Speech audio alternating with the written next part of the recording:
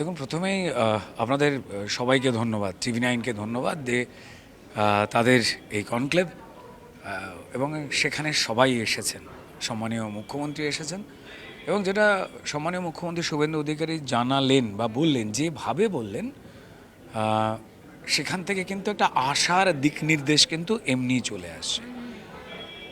এইটুকু দায়িত্ব নিয়ে বলতে পারি আমরা, এবং পশ্চিমবঙ্গের মানুষও তারা সেটা দেখছেন এবং জানেন যে নতুন সরকার যে কারণে তারা এনেছিলেন, এই সরকার সবার আগে সেই কাজটাই করছে।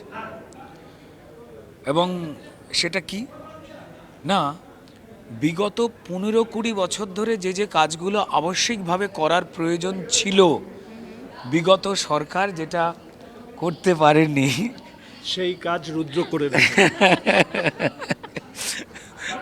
তো যেমন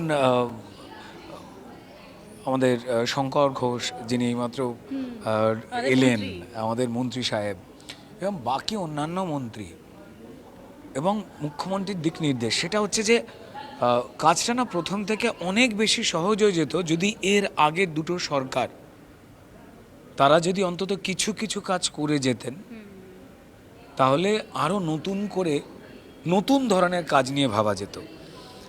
দেখুন, একটা বাড়ি আমি ধরি, যদি কোনো রাজপ্রাসাদ হয় বা এরকম কোনো একটা বড় ইমারত যদি হয়, সেটাকে সুন্দর করে রং করতে গেলে তার আগে তার গায়ে পড়া শ্যাওলাগুলোকে ঘষে তুলতে হয়। আমাদের কাজ দুটো একসঙ্গে চলছে। এক, সেই যে অপরিচ্ছন্নতাটা যেটা হয়ে গিয়েছিল সেইটাকে দূর করা চলছে, এবং তার সঙ্গে সঙ্গে নতুন প্রত্যাশাগুলো সেগুলো ইমপ্লিমেন্ট চলছে।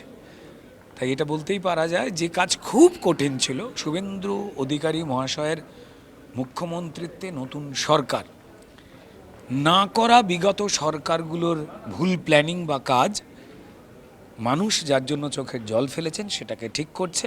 প্লাস তার সঙ্গে সঙ্গে নিয়ম নীতি সংস্কারের কাজে, ইনভেস্টমেন্ট আসবার কাজে, পুঁজি আসবার জন্য প্রচুর কলকারখানা এই সময় আসছেন, তার আপনারা নিজেরাই দেখতে পেয়েছেন।